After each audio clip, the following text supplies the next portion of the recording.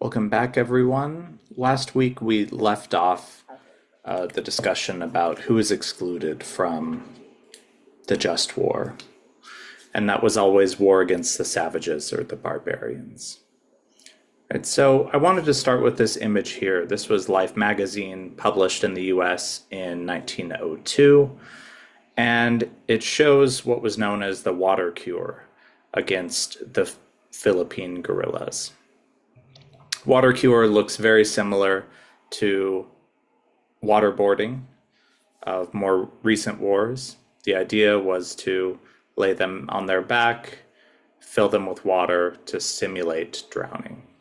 Right, so this was a big controversy at the time in 1902 because the US was trying to colonize the Philippines.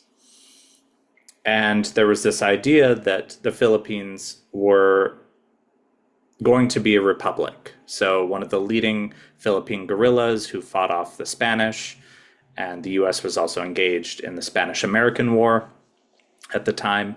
When when the Spanish were defeated, Emilio Aguinaldo established a republic in line with the US Constitution and the ideas of US individual liberty, etc. But the US fought against him.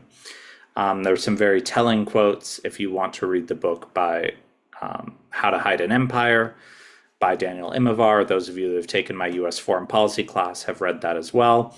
The US presidents at the time felt that Filipinos were not able to self-govern, right? That there was an element of racism in there that, as the president said at the time, quote, "Our little brown brothers were not able to govern themselves."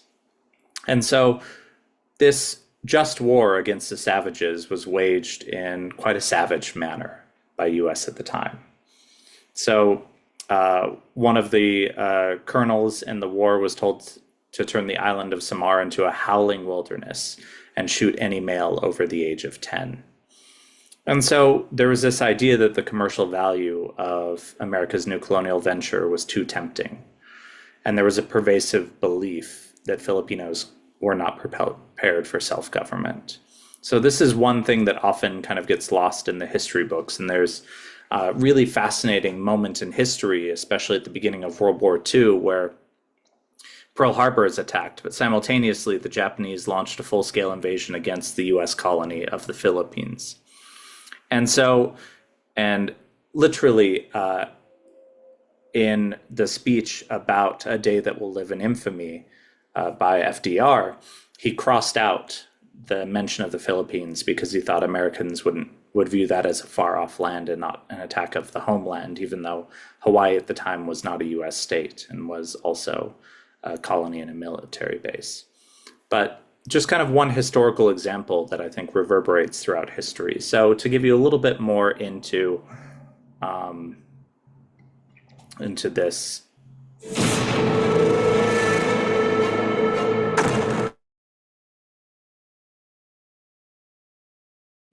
Sorry about that. Looks like it was an age-restricted video. So here's the video now about the Philippines.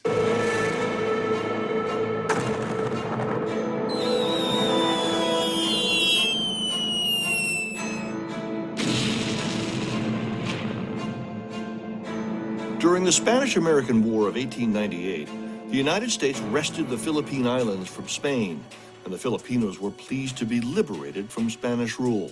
The Filipinos had been fighting for many years for their own independence from Spain, and although they temporarily welcomed the Americans' help in that liberation, the Filipinos themselves thought that what they were fighting for was an independent Philippines. And when they realized the Americans were becoming an occupying and colonial power, they began a fight against them. Some people in the United States voiced concerns over America's growing imperialism and the ongoing war in the Philippines. Social reformer Jane Addams, industrialist Andrew Carnegie, labor leader Samuel Gompers, philosopher John Dewey, author Mark Twain, and others joined forces to fight the annexation of the Pacific and Caribbean territories taken over during the war with Spain. The Anti-Imperialist League was a loose confederation of people who didn't share much in common except the fact that they were opposed to imperialism. Some of them were northeastern elites, intellectuals who opposed it for their own reasons. Some of them were people who had business interests in the U.S. that might be threatened by new colonies, particularly colonies that produced sugar. But American imperialists argued that it would be wrong to leave these countries now that America had interests there. In part, the imperialists had on their side the fact that it was a fait accompli, right? That if the war was done, the empire was built, and it would be wrong to leave now. It would leave Filipinos and various Caribbean peoples in the lurch. They also said that there was a moral mission, that the U.S. could do good in these areas, and it was hard to argue against that.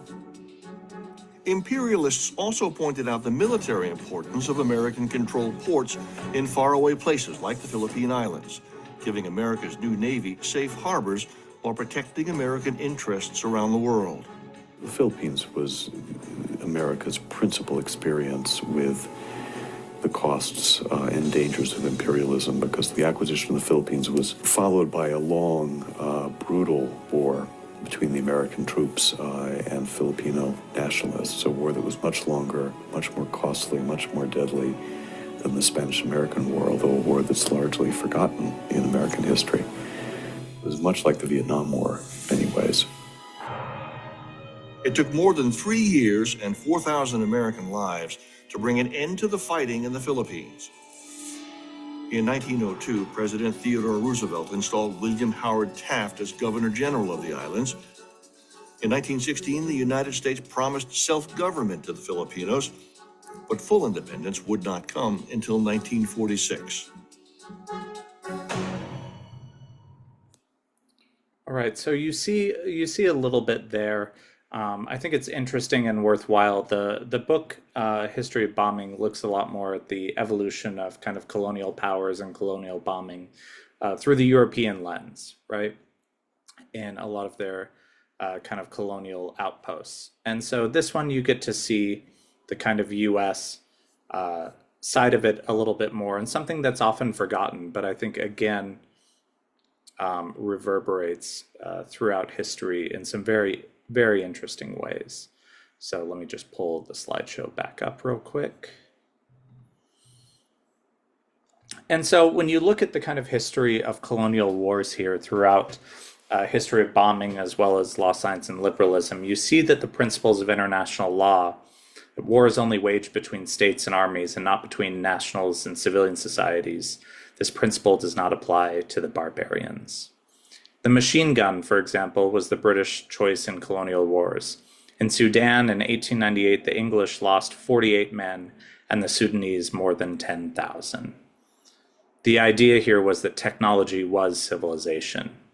And the Italians even used the law to defend the bombing of hospitals in Tripoli, right? So the way in which laws of war are kind of weaponized to justify this, especially in colonial wars. And there was this real fear that you see in a history of bombing that one day things like air power and bombing of cities would be turned against the quote unquote civilized nations. And so you see that there's a real appeal to the technological answer to the dilemma of ruling through force. There were arguments that you see, especially amongst the British and RAF, that bombing was more cost efficient and ended wars quickly. Right? You can see that taking over colonies was very, very quick. Churchill lobbied to keep the Royal Air Force as a result, when the British were obviously known for their naval power. For example, in Baghdad, the British dropped bombs causing confusion, leading families to jump in the lake, making them, quote, good targets for machine guns. Churchill liked the results, but didn't want to know how they were achieved. He was very appalled when he heard that the RAF was turning machine guns against civilian populations, even though they were fighting against the quote unquote Mad Mullah in Baghdad. And so international law didn't apply against savage tribes who do not conform to the codes of civilized war. And so the RAF tactics that you saw kind of outlined in this were phosphorus bombs, crow's feet that maimed humans and livestock, crude oil to pollute the drinking water, liquid fire, an early form of napalm. And yet there was no sign of discomfort in these methods of warfare.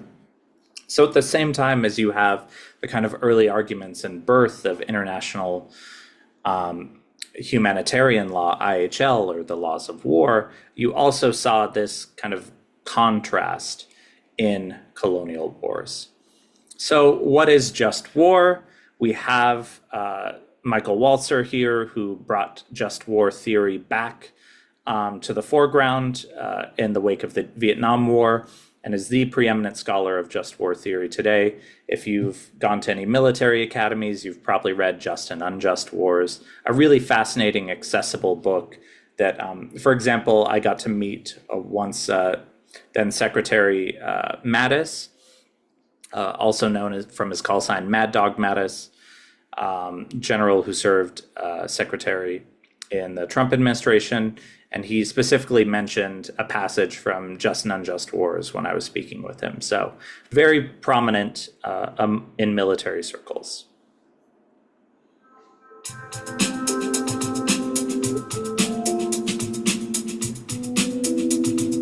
Yes. Well, first of all, it's a very old theory because no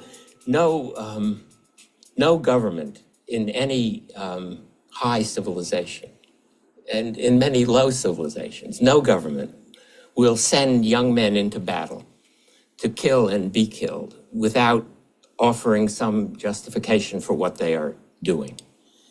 And so just war theory is simply an argument about what justifications make sense. What are the plausible justifications?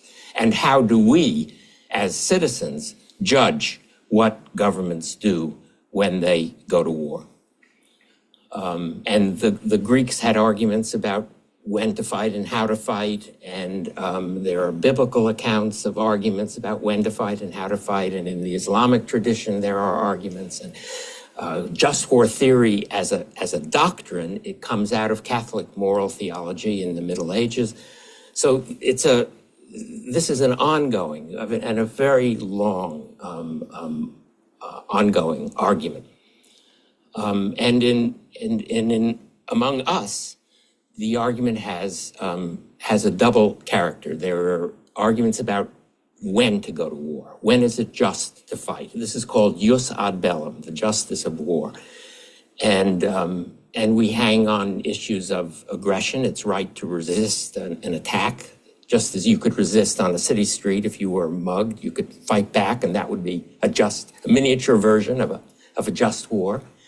And it's also just to come to the aid of the victim of aggression, as you might do on a city street if you were brave enough. And that would be a just war. And we've also begun to think that when there is a massacre going on inside a state, when a government is massacring some minority, or maybe even not a minority, a majority of its citizens, the way the Cambodian Khmer Rouge regime did, that it is just to go in and stop it by force if necessary. So those are the just occasions of war. And then there is justice in war, jus in bello, justice in the conduct of war. And that hangs mostly on issues of non-combatant immunity, of discrimination, of attacking only other soldiers. So it hangs on a very old idea that war is a combat between combatants from which non-combatants should be shielded. Non-combatants means women and children, old men, it means medical personnel, it means religious officials. It has even meant, in some circumstances, the merchants who sell weapons to both sides were, in some accounts, treated as non-combatants whom nobody should attack. But basically, for us, it means the civilian population should not be subject to attack in war.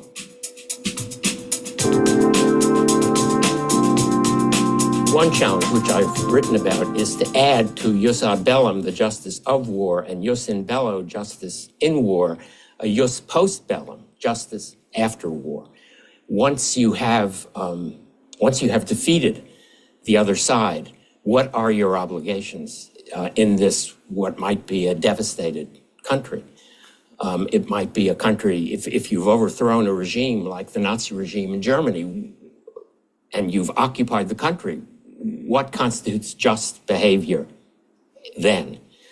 And that's an issue obviously raised, well, we thought it was raised in Iraq, except we never reached the postbellum.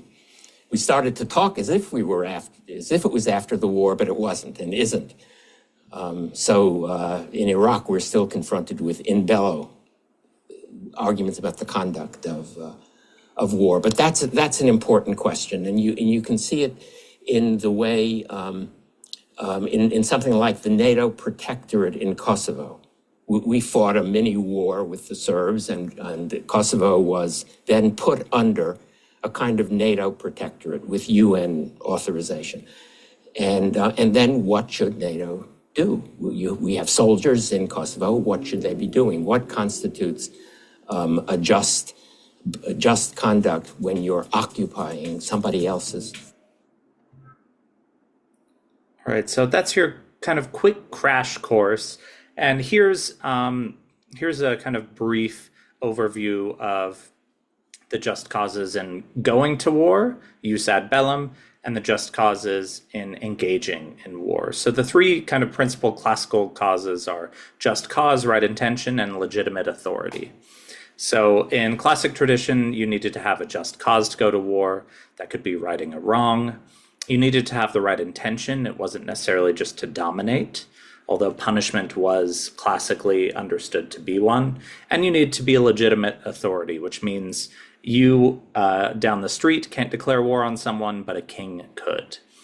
Over time, that evolved into a few more. Proportionality. The means of war have to be proportionate to the ends you're trying to achieve. War must be waged in last resort. You should try everything else that you can before you let loose the dogs of war, and you should have a reasonable chance of success. You shouldn't go to war just because it's the right thing to do if you're going to be slaughtered. Jus in bello, I think, makes a little bit more sense. Discrimination and proportionality. You need to discriminate between combatants and non-combatants. There are obligations on both sides. And it needs to be proportional to the military ends you're trying to achieve. So, for example, you don't firebomb an entire city in order to take out one compound. And with that, you should exercise due care or precaution. So Walzer talks about kind of famously in his book that soldiers should put themselves at some level of risk in order to protect civilian casualties. He gives us the kind of vivid example of World War I. There was a British soldier trying to clear houses of German soldiers in France. And what did the British soldiers do? Right? They are clearing the houses and they come to the cellar down below, and they can either announce down, tell someone to come out because there may be civilians hiding in there, or it could be German soldiers and they would announce that they were coming there, or they could just throw a grenade down and blow whoever was down there up. So what this soldier said was that what we did is we called down twice. We knew it was risky, but it was the right thing to do.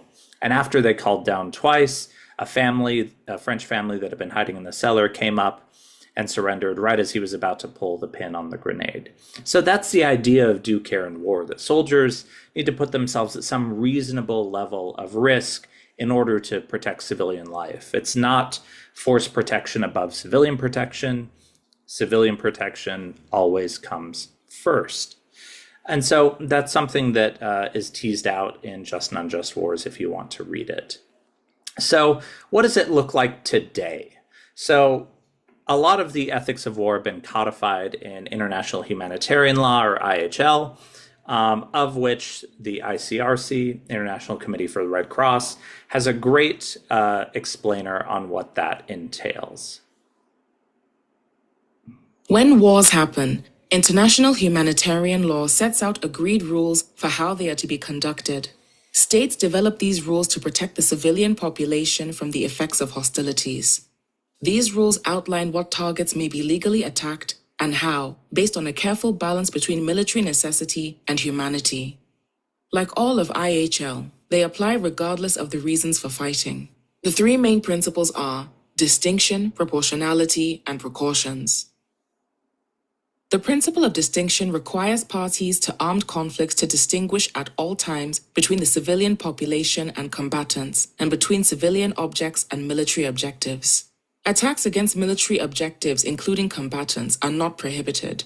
In contrast, the civilian population, individual civilians, and civilian objects must never be attacked. Direct attacks against them are prohibited, as are indiscriminate attacks. That is, attacks that by their nature strike military objectives and civilians or civilian objects without distinction.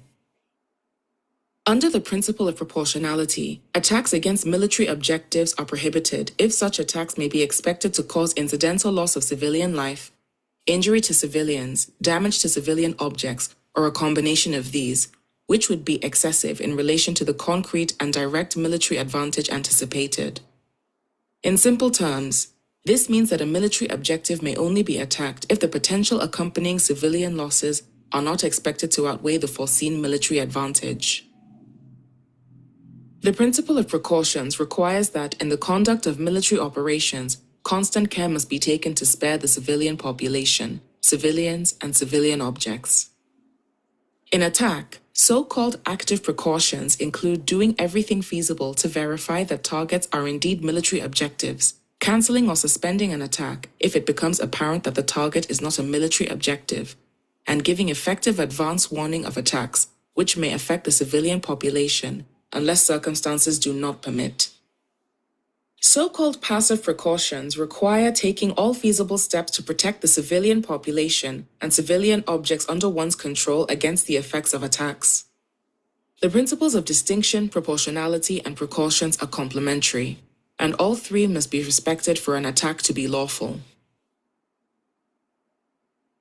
Distinction, proportionality, and precautions, like IHL in general, do not stop wars from happening. But these three principles work together as a tool to limit suffering and destruction. By outlining rules for the conduct of hostilities, it is possible for international humanitarian law to prevent, or at least reduce, war's most devastating effects. All right, so explained much better than I did. But again, as we saw throughout here, these are ideals, and you can see their kind of evolution throughout time and who was excluded from that. So taking us now to Law, Science, and Liberalism from Carvin and Williams, there's this really, really fascinating insight of this kind of technical utopianism, this idea that technology would make war more humane and not inhumane. And so I want to read you the quote from Joseph Gatling, the obviously inventor of the Gatling gun, that explains why he invented this weapon. So he was actually motivated by humanitarian reasons stemming from liberal values. This is the letter that he wrote on developing what would become known as the Gatling gun. Quote, "It may be interesting to you to know how I came to invent the gun that bears my name. In 1861, during the opening events of the war, the Civil War, I witnessed almost daily the departure of troops to the front and return of the wounded, sick, and dead. Most of the latter lost their lives not in battle, but in sickness and sickness incident to the service. It occurred to me that if I could invent a machine, a gun, that would by its rapidity of fire enable one man to do as much battle duty as 100, it would to a great extent supersede the necessity of large armies, and consequently exposure to battle and disease would be greatly diminished." So you see the kind of humanitarian impulses from which Joseph Gatling was doing this. It's this idea that you can have this almost technical utopianism. And it's evident in American culture. The majority of Americans were coming to take for granted the belief of this kind of inevitability of technological progress. And that progress comes with moral progress as well. You can see the kind of Protestant ethic within US history. Another quote from Thomas Edison on the next page I think is worth citing. It's quite interesting. In a 1915 interview with the New York Times, American inventor Thomas Edison stated that the war of the future, that is, if the United States engages in it, will be a war in which machines, not soldiers, fight. Machines should be invented to save waste in men. America is the greatest machine country in the world, and its people are the greatest machinists. They can, moreover, invent machinery faster and have it more efficient than any other two countries. It is a machine nation. Its battle preparations should be with machinery. That first part, the war of the future will be a war in which machines, not soldiers, fight. Written in 1915, 110 odd years ago. Right? And you can see that kind of technical utopianism that still exists today in conversations around AI and future of war. That it will be machines, not humans, that have to fight. This kind of ideal that you can perfect the nature of war. So one of the more fascinating parts of this chapter is looking at the Great War, or specifically World War I, with all the brightest minds of science and industry working on new ways of death and destruction. So we'll talk about World War I more in depth later on in the semester. But I wanted to focus in on Lewisite. This is a great poster from the time. Lewisite smells like geraniums. It's a nasal irritant, skin burns, gas mask, protective clothing, dark green, oily liquid, right? So this was the deadliest chemical weapon ever invented, but it was never deployed. Could kill a man in 1 minute at 50 parts per million. That is minuscule amounts. Cause excruciating pain in the eyes and skin, followed by vomiting and imminent death. Not a pleasant way to go. However, for its creator, Lewisite represented, quote, the most efficient, most economical, and most humane single weapon ever known to military service. So, for its discoverer, W.E. Lewis, it was very similar to mustard gas and others, but it was a perfect scientific weapon, right? Lewis was not alone in believing that gas weapons were more humane. There was this idea that everyone was dying in the trenches, horrific deaths, long, and this was a fast, pleasant way to die. In fact, it even smells like geraniums. You go out to the smell of flowers in less than a minute, right? So something to keep in mind, right? One of the few things in history that has overall successfully been banned in war, poison gas, was not viewed that way at the time, right? It was, many were advocates of poison gas for these kind of humanitarian impulses. And so that's all we have for today. I hope you enjoyed the readings and got something out of it. I look forward to seeing your discussions. We'll see you next week.